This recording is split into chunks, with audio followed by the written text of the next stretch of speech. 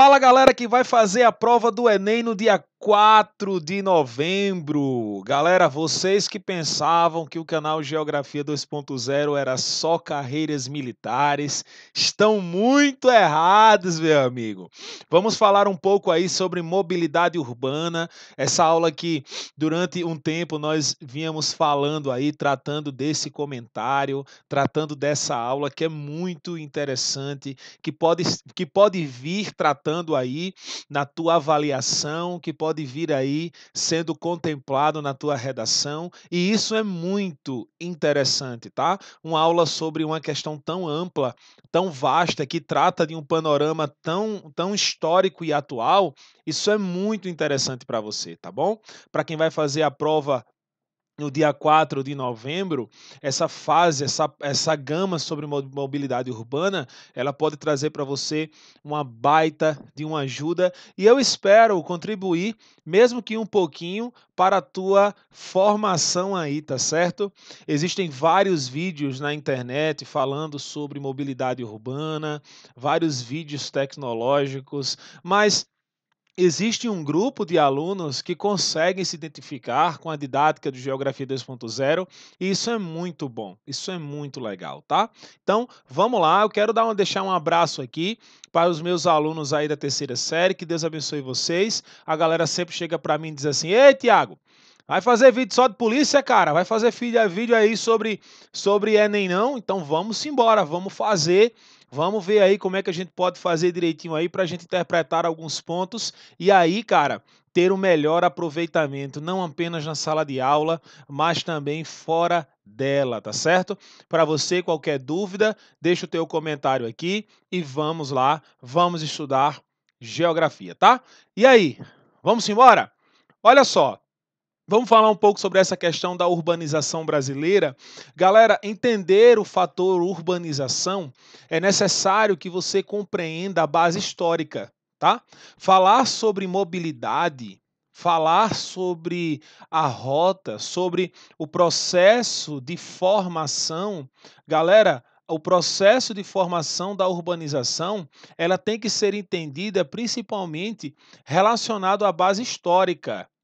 A base histórica, tá? Falando sobre a base histórica. Então, para você poder entender tudo que se desenvolve hoje, para você poder entender o que acontece de problemas na sociedade, entender o que acontece no meio urbano, na malha viária, né? A estrutura hidroviária, a estrutura ferroviária, a composição de metrôs no Brasil, essa questão sobre mobilidade, ela não está apenas voltada, galera, para o trânsito. Ela está voltada para uma gama de conteúdos que fazem parte do nosso dia a dia. Então é necessário que você entenda aonde nasceu a urbanização no Brasil, aonde nasceu o panorama urbano, aonde se desenvolveu toda essa base da urbanização. Olha só, sempre, em nenhuma instância, pense em urbanização como termo individual. Veja bem, vamos fazer aqui um pequeno esquema. Olha só, quando você fala de urbanização, você tem que lembrar de um termozinho chamado indústria. Faz aí no teu esquemazinho, faz aí no teu rascunho e coloca esse termo aí, indústria. Pessoal, a indústria em si, ela nasceu, propriamente dita, nas unidades fabris do século XVIII, aonde lá na Inglaterra, continente europeu, nós tivemos um processo evolutivo a partir da criação da máquina a vapor. E o carvão mineral, que foi o principal produto que impulsionou essa composição, que impulsionou essa base, nós temos aí, nós temos aí um desenvolvimento totalmente voltado para o crescimento de uma área que estava em constante expansão. Então, a partir do momento em que a indústria ela começa a fazer parte do dia a dia, nós temos trabalhadores que começam a investir o seu tempo em formar grandes porcentagens fabris. Então, a partir do momento em que você tem uma indústria, você começa a aglomerar ao seu redor uma gama de processos que vão aí fazer parte de um crescimento regional. Então, a indústria ela começa a desenvolver ao seu redor o que nós chamamos de aglomerados, coloca aí, ó, de aglomerados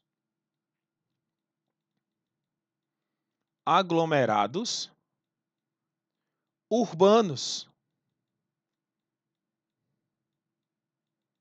E esses aglomerados urbanos, eles estão todos formativos ao redor das indústrias. Nós temos várias áreas aqui no Brasil que são formadas a partir desses aglomerados. E esses aglomerados aqui, pessoal, vão consequentemente formar as cidades.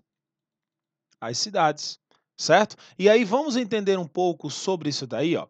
Vamos pegar um marca-textozinho aqui. Bora lá. Ao longo do século XX, houve uma rápida urbanização no país. Estamos falando aqui do Brasil, tá? Que assistiu a um acelerado processo de crescimento das cidades e também de metropolização, ou seja, concentração da população nas grandes metrópoles. Se o país tivesse passado por um processo de reforma agrária adequado, da forma de conter o elevado êxodo rural e, consequentemente, os níveis de urbanização, talvez essas e outras questões urbanas fossem de mais fácil resolução. Então, nós falamos aqui ó, sobre o termo reforma agrária, nós falamos aqui sobre o termo êxodo rural, e isso faz com que, galera, nós venhamos pensar e imaginar que uma das principais causas dos problemas urbanos no território brasileiro é exatamente a falta de organização econômica. Essa organização e é uma organização estrutural, porque nós temos aí uma concentração populacional nas grandes metrópoles brasileiras, em que essa concentração não vai atender aos requisitos necessários para um grande panorama de desenvolvimento. Então, isso faz com que as áreas de grande proporção urbana venham se desenvolver erroneamente, formando aí periferias, aglomerados de favelização, cortiços, áreas de desigualdade socioeconômica, enfim, são uma série de problemas que vão ser ocasionados devido à falta de estrutura. Então, nós temos aqui a urbanização no século XX que se desenvolveu, consequentemente, devido à grande evolução globalizada no século XX, e que países como o Brasil foram obrigados a se desenvolver, foram obrigados a estar em uma grande dinâmica econômica de integração econômica, não apenas nos países da América do Sul, mas em todo o planeta, principalmente porque estávamos passando por um processo de conflito indireto entre as duas principais superpotências do século XX, que foram os Estados Unidos e a chamada União Soviética, que já não existe mais, tá certo? Então vamos ver alguns pontos aqui. Nós temos dois presidentes ilustres. Galera, esses dois presidentes, eles foram os principais que geraram as grandes áreas de malhas viárias no território. Nós vamos ter aqui, galera, JK e vamos ter Vargas, tá? Getúlio Vargas, tá bom? Então, esses dois aí, eles desenvolveram a nossa grande malha urbana. Primeiramente, Getúlio Vargas, né, com o modelo de substituição de importações, onde tivemos uma grande abertura econômica para o capital estrangeiro e a partir daí as indústrias automobilísticas puderam fazer parte do nosso território. JK continuou essa construção das indústrias e das áreas rodoviárias, implementando no nosso território a interligação entre as 5 regiões brasileiras. Foi quando, em 1960, ele que fez a capital Brasília, centralizando o poder e retirando toda a sua base da cidade e hoje grande metrópole regional do Rio de Janeiro. Então, é interessante lembrarmos sobre esses fatos históricos para entender de onde vieram esses problemas que hoje nós estamos acarretando no nosso sistema urbano de malha viária. E a mobilidade urbana ela é entendida a partir de todo esse processo histórico, tá? Vamos entender, consequentemente, o que seria a mobilidade urbana? Veja bem, a questão da mobilidade urbana é um dilema enfrentado no espaço geográfico brasileiro, com cada vez mais veículos individuais inchando nas ruas das grandes cidades. Muito bem, é uma definição interessante de mobilidade. A mobilidade urbana, galera, que ela pode ser entendida a partir de duas óticas, né? A primeira são os aspectos de crescimento. Coloca aí, ó, aspectos de crescimento. Aspectos de crescimento que vai consequentemente gerar o que chamamos de aspectos de desenvolvimento e os pontos, galera, negativos. Os pontos negativos. Esses pontos negativos, eles são pontos consequentes. São pontos consequentes que vêm devido àquela grande gama de consequências históricas que poderiam ser tomadas para minimizar esses impactos e que hoje acontece de forma desordenada. Tá certo, pessoal? Então, ó, vamos lá, vamos prosseguir. Veja bem, a mobilidade urbana, pessoal, sobre relacionado a essa questão de frota de veículos, de grande intensidade de fluxo de carros, vai acontecer no nosso território, principalmente nas grandes áreas de concentração. Deixa eu só voltar aqui, só para a gente entender um pouco essa figura. Veja bem, essas áreas aqui, ó, a área do Centro-Oeste, essa área do Centro-Oeste aqui, ó, essa área da região Sudeste e da região Sul, são as três regiões brasileiras que mais apresentam malhas urbanas. Malhas urbanas. É tanto que a grande concentração de escoamento urbano aconteceu nessas áreas aqui. Então, nós temos uma grande influência econômica, aonde os veículos, por transitarem e por se desenvolverem de forma mais ampla, de forma mais fácil de uma área a outra, puderam sim construir uma série de fluxos viários dentre uma região a outra para facilitar no escoamento comercial. Tá? Então vamos passando aqui. Olha só, eu coloquei esse gráfico para nós entendermos as maiores frotas mundiais que nós temos hoje no mundo. Nós temos aí, ó, o Brasil como a segunda maior, como a terceira, né? A terceira maior frota de veículos no mundo inteiro. Olha, o território brasileiro é o terceiro país no mundo com a maior frota de veículos. E aí nós temos esse ranking da posição aqui, ó, dos estados e das regiões que mais apresentam aí frotas de veículos, tá certo? Veja bem, nós temos aí em destaque o estado de Fortaleza, mas vejam o estado do Ceará com a capital Fortaleza, desculpe, aonde nós iremos aí ver no geral, tá bom? Então nós temos aí, ó, no norte e no nordeste, nós vamos ter no território nordestino, nós teremos o estado da Bahia, em segundo o estado do Ceará, como as duas principais frotas de veículos no território paraibano, tá? As capitais, ó, nós temos São Paulo, claro, Rio de Janeiro em segundo e Belo Horizonte em terceiro, e as capitais nordestinas com maior frota de veículos. Tiago, o que é que eu posso entender relacionado a essas questões? Veja bem, quando se fala em frota de veículos, nós estamos falando de um total. E como é que isso pode cair na nossa prova do Enem? Galera, nós sabemos que as competências e habilidades do Enem, elas utilizam de vários artefatos para fazer com que você venha interpretar a prova, que você venha interpretar as questões. Então, a competência está exatamente aqui. É o que você conhece. O que é que ocasiona essa grande expansão econômica? O que é que ocasiona essa grande expansão comercial da venda e utilidades de carros?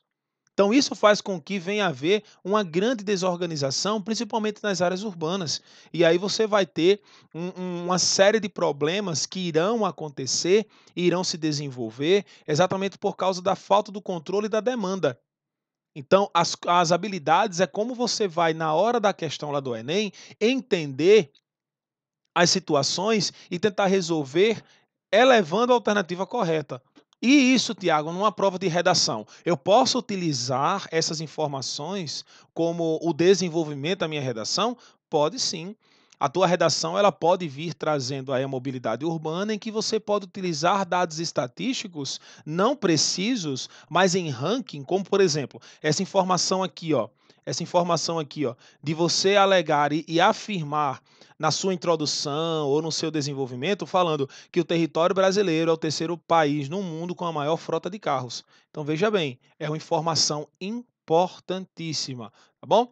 Olha só, eu estou colocando aqui uma referência de livro para você estudar, ler em casa, ter aí um momento que você porque tem muita gente, eu conheço muitos alunos assim, que quando eles vão dar aquela velha relaxada, né, parar um pouco, ir numa área natural para ler alguma coisa, ler um livro, é interessante sim, ó, Introdução à Mobilidade Urbana, de Fábio Duarte, Karina Sanches e Rafaela Libardi. Olha só, você pode pegar esse livro, você pode adquirir esse livro nas principais livrarias do país, nas principais livrarias da tua capital. E aqui em João Pessoa nós temos algumas livrarias legais que você encontra esse livro, você pode adquirir, tá bom? Esse negócio de PDF não existe. Hoje o massa é você pegar o livro físico, até mesmo para ajudar também a galera que tanto dedicou o seu tempo para fazer um conteúdo tão vasto e tão legal como esse, de tanta riqueza, né, de informações, tá certo? Então, adquira esse livro. Olha só, eu coloquei uma pequena sinopse aqui do livro, que é exatamente a sinopse dele, preparado pelos autores. Depois, você vai lá, dá uma pausa no vídeo e lê bem direitinho para ver se ele é interessante para você adquirir ou não, tá bom? Vamos para alguns problemas que nós podemos encontrar na mobilidade urbana. Nós temos a poluição, galera, diante da grande frota de carros, nós temos esse problema em que a poluição ela acontece devido à emissão de CO2, devido à grande elevação de carros, elevando a chamada poluição sonora, e a partir daí você começa a ter uma série de transtornos. Por quê? Porque a partir do momento em que você tem uma grande frota de carros, uma alta emissão de CO2, e a partir daí você vai entender como é que se configura o sistema de saúde, porque a população vai se encontrar fragilizada perante a esse alto índice de poluentes na camada atmosférica, e isso pode gerar uma série de transtornos. Tá aí outra questão legal para você colocar na tua redação, para você estudar, porque, cara, na tua prova de redação do dia 4, nós teremos, pessoal, aí alguns conteúdos voltados para o meio ambiente de 45 questões da prova de ciências humanas. Cara, pode ter certeza, no mínimo 5 ou 8 questões sobre dinâmica natural. Isso não cai apenas relacionado à prova de ciências humanas, mas também de ciências da natureza. Estamos falando de poluição, estamos falando de química. Tá? Estamos falando de química aí, a grande integração dos compostos e por aí você vai desenvolvendo o teu conteúdo, tá bom? Vamos falar um pouco sobre essa poluição sonora? Olha só, a poluição sonora, estou aqui em cima, ó, bora lá. Colocar aqui o marca-texto. A poluição sonora é um excesso de ruídos que afeta a saúde física e mental da população. Pode observar, a população que se encontra nas áreas de alta intensidade de fluxo de veículos termina por ser mais estressada. Elas terminam por se encontrar mais intolerantes relacionado a alguns aspectos do seu dia a dia, né? É o alto nível de decibéis provocado pelo barulho constante proveniente das atividades que perturbam o silêncio ambiental, tá bom? E aí eu coloquei algumas características aqui para nós entendermos quais são as causas, né, da grande poluição sonora que afeta principalmente os grandes centros urbanos e as áreas de habitação. O nível do barulho admitido nos grandes centros urbanos pela Organização Mundial da Saúde, a OMS, pode atingir 50 decibéis. Porém, o que é verificado normalmente chega a 90 e 100 decibéis. Portanto, qualquer som que ultrapasse 50 decibéis já pode ser considerado nocivo à saúde. Os sons danosos que superam os níveis considerados anormais pelo ouvido humano são provenientes de diversos meios, entre eles os transportes urbanos, as buzinas e sirenes, as construções, as máquinas, as casas de show e templos religiosos e os aparelhos de sons e afins, tá certo? Preste bastante atenção no que nós estamos tratando aqui. A poluição sonora é um problema urbano hoje que, devido à grande expansão da mobilidade urbana, nós temos um descontrole, uma falta de controle muito forte relacionado a essa grande influência de fluxos regionais, tá bom? Fluxos locais relacionados A urbanização. Olha só, então, ó, entre as leis federais dos crimes ambientais, número 9.605 de 98, dispõe que, olha só, sobre as sanções penais administrativas das atividades do civil meio ambiente. O artigo 54 determina, apenas até aqui, ó, causar poluição de qualquer natureza em níveis tais que resultem ou possam resultar em danos à saúde. Tá bom? Aí pode resultar a pena tal, mas no caso, o que é interessante para nós é apenas essa primeira parte aqui, ó, tá? Do parágrafo, tá aqui, ó. Então, nós temos essa parte aqui, já é para quem vai fazer concurso público. Mas é interessante, como é que isso, Tiago, pode ser proveitoso para mim? Cara, quando você for fazer a tua redação ou até mesmo fazendo algumas questões, é interessante que você entenda que o governo federal tem todos os aparatos legislativos para diminuir essa questão da poluição sonora. Você tem um decibéis permitido, que são 50 decibéis, e aí geralmente acontece em grandes áreas urbanas pessoas que ultrapassam esses limites, pessoas que ultrapassam essa tolerância de decibéis. E isso existe legislação que venha tratar de todos esses problemas aí. Então você ligue para o órgão competente da sua cidade para tentar minimizar esse problema e a partir daí resolver uma grande falta de educação de muitos hoje que atuam, né, principalmente com esses sons de carros, chamados, entre aspas, de paredões, que isso daí termina sendo muito nocivo à saúde, principalmente para quem tem crianças recém-nascidas ao redor, tá?